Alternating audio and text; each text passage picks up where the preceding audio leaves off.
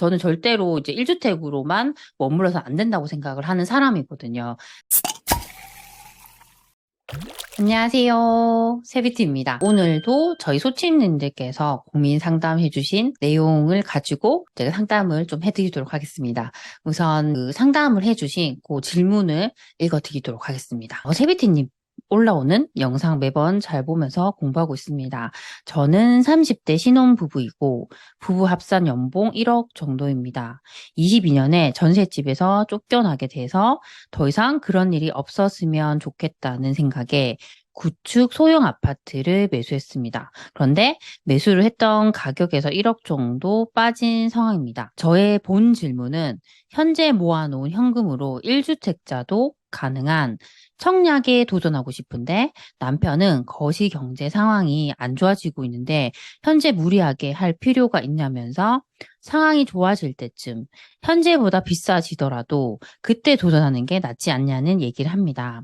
하지만 저는 제가 계약금 정도 감당할 수준이면 도전해서 앞으로 거시 경제가 어떻든 기회가 생기면 잡아서 문제 발생 시 헤쳐나가는 게 맞지 않나라는 생각을 가지고 있습니다. 이럴 때 저는 어떤 생각과 행동을 하는 게 좋은지 알려주셨으면 좋겠습니다. 이런 사연이셨어요. 질문을 정리를 하면 이분께서는 지금 현재 1주택자이신데 구축 소형 아파트를 매수를 하셨어요. 그런데 지금 매수했던 가격보다는 1억 정도 빠진 상황이고요. 근데 이분께서는 1주택에 머무르지 않고 더 좋은 곳으로 갈아타기를 하고 싶기 때문에 1주택자가 가능한 청약을 받고 싶은 겁니다. 그런데 배우자께서는 지금 거시경제 상황이 안 좋으니까 조금만 더 기다렸다 하자. 이제 이런 식으로 지금 의견이 맞지 않은 상황이라고 합니다. 그래서 이 부분에 대해서 제 생각을 좀 말씀을 드리려고 합니다. 우선 첫 번째는 이분께서 지금 가지고 계신 그 1주택 같은 경우에 현재 고점 대비해서 1억 정도 가격이 떨어진 상황이라고 하셨어요.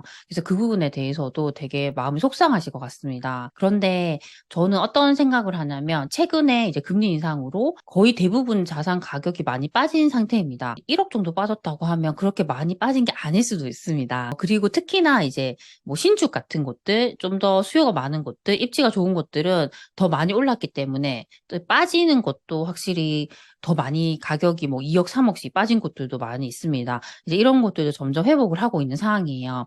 아무래도 이제 가격이 오를 때는 신축, 좀 더 사람들이 원하는 곳, 좀 수요가 많은 곳들부터 움직이게 됩니다. 그렇게 하다가 나중에는 그 수요가 이제 구축 아파트로까지 가서 구축 아파트가 오르게 됩니다. 그래서 저는 지금 가격이 일단 빠졌다고 해서 너무 속상해 할 필요는 없다고 생각을 합니다. 다만 지금 이 상태에서 그냥 가만히 있는다고 해서 또 저는 정답은 아니라고 생각을 해요. 특히 여기가 어떤 입지인지는 알 수 없지만 그래도 지금 여기 사시는 곳보다 더 좋은 곳으로 갈아타기를 하는 건 항상 이제 저는 염두를 해 두셔야 된다고 생각을 합니다. 그래서 이제 사연자분께서 1주택이 가능한 이제 청약을 보시겠다 하는 것도 저는 좋다고 생각을 합니다. 그런데 뭐 지금 당장 내가 뭐 청약 신청을 해야 된다. 또 그건 아닌 것 같아요. 왜냐하면 마음이 이렇게 조급하시다 보면 잘못된 선택을 할 수가 있습니다. 근데 요즘에 이제 청약하신 단지가 많잖아요. 그러면 저는 섣불리 이렇게 청약을 넣기보다는 정말 여기가 괜찮은 곳인지를 좀 검증해 보시는 작업도 필요하다 생각을 해요. 그래서 내가 사시는 곳에 그 지역에서 분양하는 단지들이 있다고 하면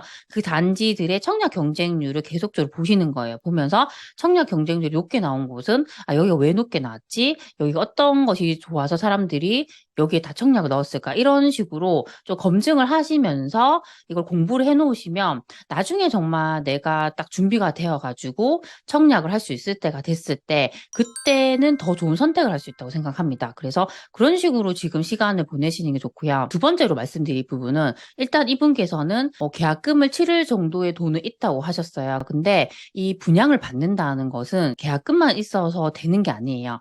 보통은 요즘에 뭐 분양가의 60%까지 중도금 대출이 다 가능합니다. 이 중도금 대출 같은 경우도 분양가가 뭐 12억인 경우에도 가능한 걸로 완화가 많이 되어 있는 상황이에요. 그렇다 보니까 중도금 대출도 이제 거의 될 거고요. 문제는 잔금인데요. 이제 잔금을 생각을 안 하시는 분들이 많더라고요. 그러니까 만약에 이분께서 이제 잔금 때까지 이 분양권을 쭉 가져가서 여기에 실입주를 할 거라고 생각했을 때는 잔금을 어떻게 내가 마련할 것인가에 대해서 지금 분양을 받는 단계에서부터 우리가 생각을 해 두셔야 됩니다. 그래서 이걸 잔금 대출을 활용할 수도 있잖아요. 근데 잔금 대출을 받고도 만약에 모자란 돈이 있으면 그게 내가 그 돈을 마련을 해야 됩니다. 그래서 만약에 내가 분양받고 싶은 곳이 있다고 했을 때는 저는 1차적으로 그 입주자 모집 공고문을 보시면 분양 가격이 나옵니다. 중도금이 나오고 잔금이 나와요. 그러면 그 금액들을 보시면서 내가 이 잔금까지 어떻게 돈을 마련할 것인가 거기에 대해서도 꼭 생각을 하시는 게 중요할 것 같아요. 근데 만약에 이분께서 이걸 잔금까지 쭉 가져가지 않고 분양권 상태로 파는 것도 생각할 수 있을 것 같습니다. 근데 현재는 지금 분양권에 대한 양도세율이 너무 높은 편이에요. 1년 미만으로 우리가 보유했을 때는 70%, 소유권 이전 등기를 하기 전까지 60%니까 사실 이걸 중간에 판다고 했을 때 크게 실익이 없다고 생각을 합니다. 그리고 더더군다나 이분께서 1주택자이시기 때문에 제 생각에는 아무래도 이걸 실입주하는 방향으로 가지 않을까라는 생각을 하고 있습니다. 그래서 이 부분, 이 잔금을 내가 어떻게 치를 것인가에 대해서도 좀 미리미리 좀 계획을 세워 두시는 게 좋을 것 같아요. 그래서 잔금 같은 경우는 잔금 대출이 얼마까지 가능한가에 대해서 예상할 수 있는 부분이 새로 분양하는 아파트 주변에 신축 아파트나 뭐 기축 아파트가 있잖아요.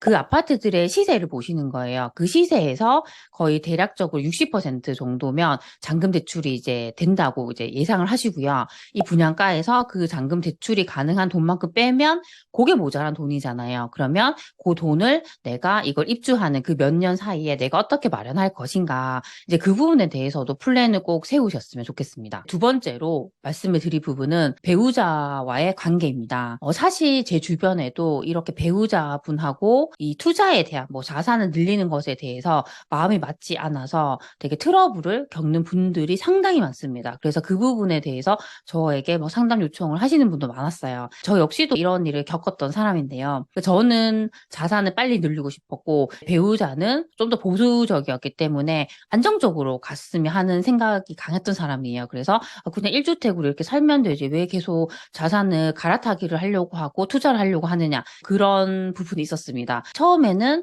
되게 많이 속상했던 것 같아요. 나는 빨리 자산을 늘리고 싶은 마음 그리고 제가 그렇게 하는 건 우리 가족이 좀 더 잘 살기 위한 거라고 저는 생각했던 것 같아요. 근데 그걸 배우자가 이해를 해주지 못하니까 또 그런 부분이 많이 속상했던 것 같습니다. 근데 그렇게 대화를 하다 보면 서로서로 싸움만 되고 이게 해결이 되지 않더라고요. 그래서 저는 어떤 식으로 전략을 짰냐면 제가 정말 이게 빈말이 아니라 정말 열심히 한다. 난 정말 진심이다. 이제 이걸 보여주려고 되게 노력했습니다. 그래서 매일 새벽에 일어나서 제가 공부하던 책상이 거실에 있었거든요. 거실에서 매일매일 그렇게 부동산 공부를 했습니다. 근데 그게 하루 이틀이 아니고 정말 1년 이상씩 계속 지속되다 보니까 그때부터 배우자가 마음을 열기 시작하더라고요. 그러면서 저를 더 적극적으로 이렇게 도와주게 되었고, 제가 이렇게 뭐 갈아타기를 한다거나 결정을 할 때도 그래도 제가 여태까지 해온 게 있기 때문에 그렇게 심하게 반대는 안 하더라고요. 그렇게 저도 해왔던 것 같습니다. 그래서 그렇게 하면서 느꼈던 건 이게 내가 행동으로 보여주는 게 가장 확실한 거구나라는 생각을 했습니다. 그리고 그 배우자에게도 저는 시간이 필요하다고 생각을 합니다. 당연히 요즘에 뭐 거시경제 상황이 안 좋았고 자산 가격이 하락하고 그걸 계속 보신 거잖아요. 그것에 대해서 걱정하는 건 저는 당연하다고 생각을 합니다. 그래서 그게 단기간에 다시 마음이 바뀌는 게 쉽진 않을 거예요. 그래서 이제 이런 부분에 대해서 억지로 내가 이 사람을 바꿔야 된다고 생각하지 마시고요. 일단은 이분이 걱정하는 걸 인정을 해 주셨으면 좋겠습니다. 그럴 수 있지라고 생각을 하시고 다만 이렇게 대화를 하실 때 나는 뭐 내가 당장 이렇게 뭐 청약을 할 건 아니야. 하지만 언젠간 내가 그걸 할 거기 때문에 난 이렇게 공부를 할 거야 라고 하면서 계속 공부를 하신 이야기 그리고 그런 거 분양하는 곳이 있으면 우리 그냥 오늘 시간 나는데 모델하우스 가서 그냥 구경만 해보자 라는 식으로 이렇게 얘기를 하시면 조금 더 받아들이는 입장에 있어서도 너그럽게 좀 받아들일 수 있지 않나라는 생각을 되게 많이 했습니다. 저도 투자를 하면서 항상 이런 생각을 많이 했던 것 같아요. 그 상대방에게 많이 기대를 하려고 하지 않았습니다. 제가 기대를 많이 하면 상대방이 아무리 열심히 도와줘도 제 기대에 부응하지 못하면 항상 실망을 하게 되더라고요. 그래서 항상 뭐 제가 자산을 늘리고 투자를 하는 건 제가 더 원해서 하는 일인 거예요. 그렇기 때문에 이 상대방이 요만큼만 도와줘도 아, 이거 정말 큰일이구나. 나에게 정말 큰 도움을 주는 거구나. 이렇게 생각을 하려고 마음을 바꿔먹었습니다. 그렇다 보니까 점점 이제 트러블이 줄어들고 서로서로 같은 방향을 보면서 가게 되더라고요. 그래서 지금 사연을 주신 분께서도 지금 가지고 있는 그 집값도 내려가고 남편분도 뭐 새로 갈아타기를 하는 것에 대해서 반대를 하는 상황이기 때문에 상당히 힘들 것 같습니다. 힘든 상황이지만 저는 이걸 계속 혼자 하시기보다는 그 배우자의 마음도 좀 이해를 해주면서 너무 급하게 하지 마시고요. 나는 지금 내가 갈아타기를 할 준비를 하고 있다. 그것을 위해서 나는 공부를 하고 있다. 이런 좀 생각으로 조금 더 장기적으로 보시면서 준비를 해 나가시면 좋지 않을까라는 생각을 합니다. 그리고 지금 사연자분께서 갈아타기를 하겠다, 뭔가 변화를 하겠다라는 부분은 너무너무 좋다고 생각을 합니다. 저는 절대로 이제 1주택으로만 머물러서 안 된다고 생각을 하는 사람이거든요. 그렇기 때문에 지금은 제대로 잘 하고 계신다고 생각을 하시고요. 계속적으로 그렇게 갈아타기를 위한 준비를 해 나가셨으면 좋겠습니다. 앞으로도 저도 더 도움이 될 수 있는 이야기를 해드리도록 노력하겠습니다. 항상 제 영상을 시청해줘서 정말 감사드립니다. 그럼 우리 다음 시간에 만나요. 안녕.